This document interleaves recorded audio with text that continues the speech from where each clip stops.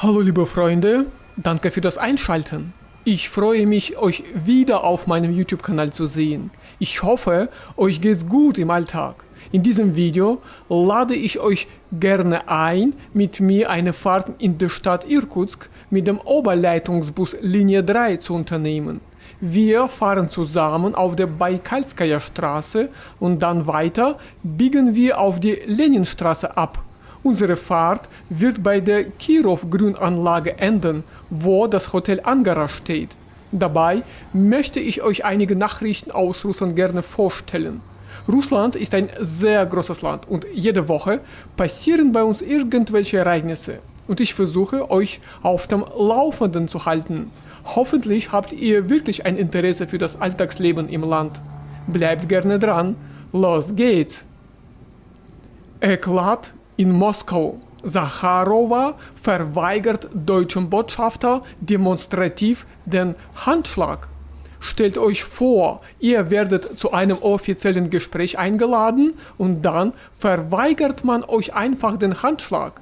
Genau das ist dem deutschen Botschafter in Russland, Alexander Graf Lambsdorff, passiert. Und jetzt hat die russische Außenamtssprecherin Maria Sacharowa das auch noch offen zugegeben.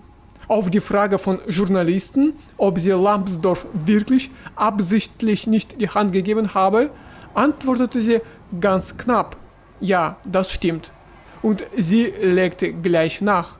Diese Geste sei ein bewusstes Zeichen dafür gewesen, wie sie zu den antirussischen Positionen des deutschen Botschafters stehe. Lambsdorff selbst hatte zuvor erzählt, dass Sacharowa den Handschlag zu Beginn ihres Gesprächs einfach ignoriert habe. Einberufen wurde er ins russische Außenministerium und dabei kursierte auch gleich eine mögliche Erklärung. Moskau soll den Verdacht hegen, dass bestimmte Vertreter der deutschen Politik Kontakte zu terroristischen Strukturen unterhalten könnten. Lambsdorff leitet die deutsche diplomatische Vertretung in Russland seit August 2023. Und hier wird's noch spannender. Bereits im Februar dieses Jahres wurde bekannt, dass das deutsche Auswärtige Amt eine planmäßige Rotation mehrerer Botschafter vorbereitet.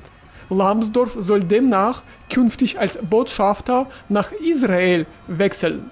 Seinen Posten in Moskau würde dann Clemens von Götze unternehmen, der aktuell Deutschland in Mexiko vertritt. Treibstoffkrise in Russland.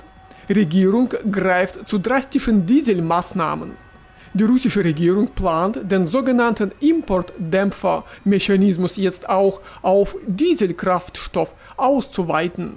Das hat das russische Energieministerium bekannt gegeben. Was heißt das konkret? Entsprechende Änderungen im Steuergesetzbuch sind bereits vorbereitet.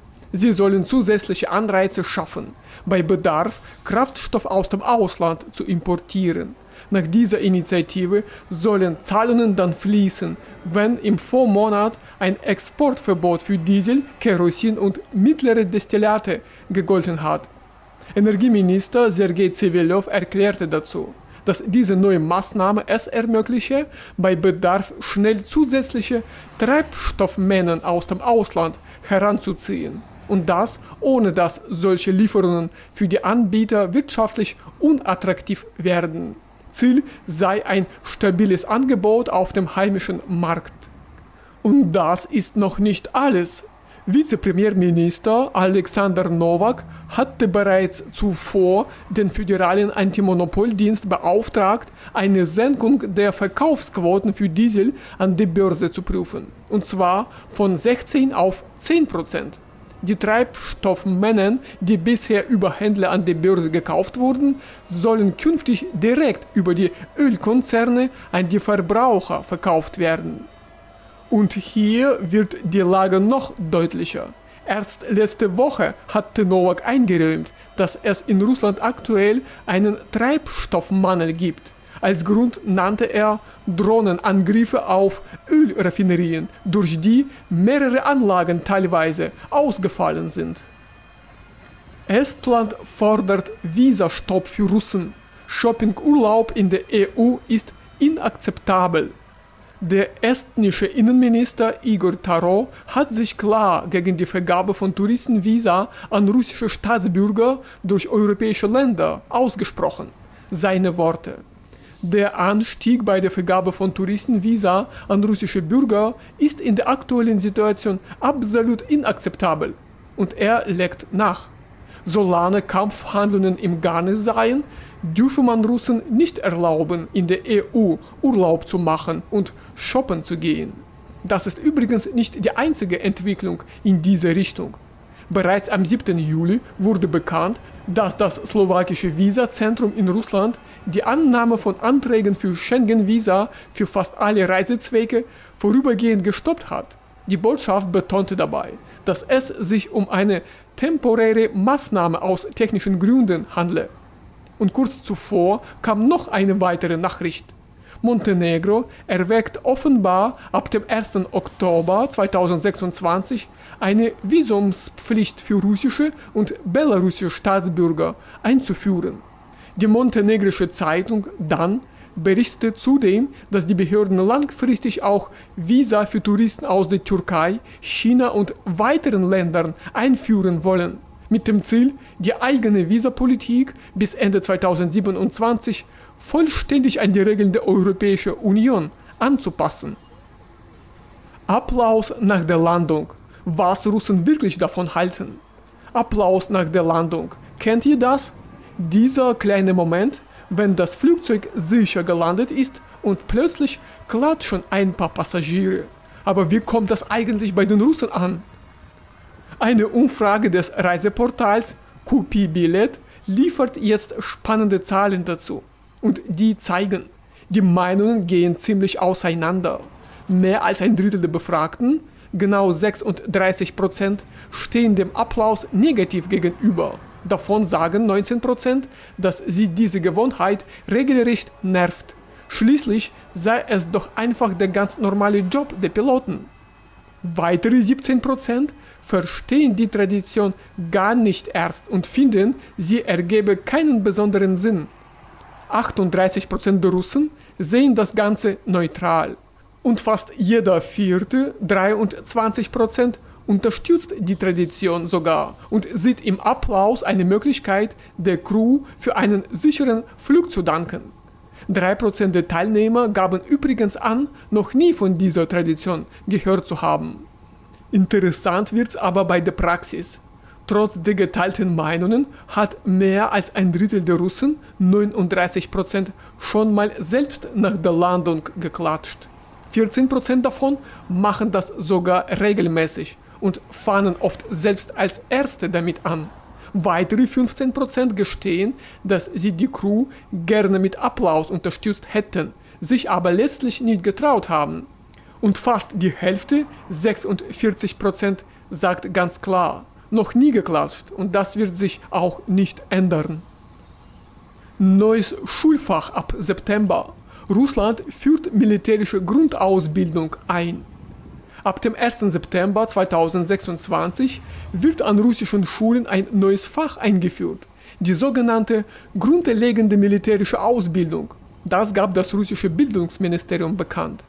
Laut dem Entwurf des Ministeriums wird ab dem neuen Schuljahr das bisherige Modulsystem im Fach Grundlagen der Sicherheit und des Schutzes der Heimat durch 2 separate Pflichtfächer ersetzt. Sicherheit im Alltag und eben grundlegende militärische Ausbildung. Für jedes der beiden Fächer sind 34 Unterrichtsstunden vorgesehen. Betroffen sind Schülerinnen und Schüler der 8. und 9. Klasse. Im Ministerium heißt es dazu: Unser Ziel ist es, das Fach so praxisorientiert wie möglich zu gestalten. Wichtig ist, dass die Jugendlichen in schwierigen Lebenssituationen einen klaren Handlungsablauf kennen. Konkret soll die militärische Grundausbildung die Grundlagen des Staatsschutzes vermitteln und auf eine mögliche Bereitschaft zum Militärdienst vorbereiten. Die Schüler sollen unter anderem die in der russischen Verfassung verankerten Prinzipien der nationalen Sicherheit kennenlernen, sich mit Notfallsituationen und dem System des Zivilschutzes befassen, den Umgang mit individuellen und kollektiven Schutzausrüstungen lernen, sowie die Verhaltensregeln bei einer angeordneten Evakuierung. Im Unterricht geht es außerdem um die Bekämpfung von Extremismus und Terrorismus. Dazu kommen praktische Übungen in Erster Hilfe. Weitere Themenblöcke widmen sich der Vorbereitung auf den Militärdienst, der militärischen Disziplin, dem Erlernen grundlegender Exerzierübungen sowie einer Einführung in die allgemeinen Militärvorschriften. 13. Rente für alle. Politiker fordert riesige Extrazahlen für Russlands Rentner. Eine 13. Rente für alle Rentner in Russland. Genau das fordert jetzt der Vorsitzende der Partei Gerechtes Russland, Sergei Mironov. Er hat dazu einen entsprechenden Gesetzentwurf bei der Staatsduma eingereicht. Seine Idee: Ich schlage vor, eine jährliche Zusatzzahlung zur Altersversicherungsrente einzuführen, die mindestens dem 1,5-fachen des Existenzminimums entspricht. Im Jahr 2026 wären das etwa 24.400 Rubel. Das Geld sollte die Rentner spätestens zum Ende des Kalenderjahres erreichen. So könnte man steigende Lebensmittelpreise ausgleichen oder die drängendsten finanziellen Probleme noch vor den Neujahrsfeiertagen lösen. Mironov erklärt weiter: Seit Jahren hinkt die Rentenindexierung den steigenden Preisen und Nebenkosten hinterher.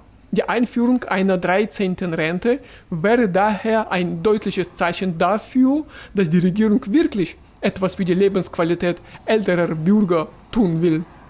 Und was würden die Rentner mit dem Geld machen? Laut dem Abgeordneten könnten sie es für bessere Ernährung, Medikamente oder zur Unterstützung von Kindern und Enkeln nutzen. Er schlägt sogar vor, die Zahlung gezielt zum Geburtstag, zum Frauentag am 8. März oder zum Neujahr auszuzahlen, als finanzielle Stütze rund um die Feiertage. Aserbaidschan nimmt Direktflüge nach Russland wieder auf. Gute Nachrichten für alle, die zwischen Aserbaidschan und Russland unterwegs sind. Baku plant in Kürze, die direkten Flugverbindungen zu mehreren russischen Städten wieder aufzunehmen. Diese waren nach dem Flugzeugabsturz der aserbaidschanischen Fluggesellschaft Asal im Dezember 2024 eingestellt worden. Das gab Außenminister Ceyhun Bayramov nach Gesprächen mit seinem russischen Amtskollegen Sergei Lavrov bekannt. Seine Worte dazu: Auch die Wiederaufnahme von Direktflügen auf mehreren Strecken wird in naher Zukunft erwartet. Lavrov hatte zuvor erklärt, dass Russland und Aserbaidschan sämtliche Fragen rund um die Folgen des Abschusses der Passagiermaschine vom Typ Embraer 190 über Kasachstan vollständig geklärt hätten. Zur Erinnerung: Die Maschine der Aserbaidschan Airlines war auf dem Flug von Baku nach Grozny unterwegs, als sie am Morgen des 25. Dezember 2024 im kasachischen Aktau abstürzte. Im April veröffentlichten die Außenministerien beider Länder eine gemeinsame Erklärung. Darin heißt es, man habe sich über die Folgen des Vorfalls geeinigt, einschließlich der Frage von Entschädigungszahlungen. Als Ursache der Katastrophe wird in dem Dokument eine unbeabsichtigte Aktion des Luftabwehrsystems im Luftraum der Russischen Föderation genannt. Also, liebe Freunde, das war's von mir für heute. Danke, dass ihr euch die Zeit genommen habt, dieses Video bis zum Ende anzuschauen. Hoffentlich habt ihr etwas Neues und Interessantes erfahren. Auf jeden Fall wünsche ich euch alles Gute im Alltag und viel Erfolg bei der Arbeit. Wir sehen uns bald in meinen neuen Videos wieder. Bis dann. Tschüss.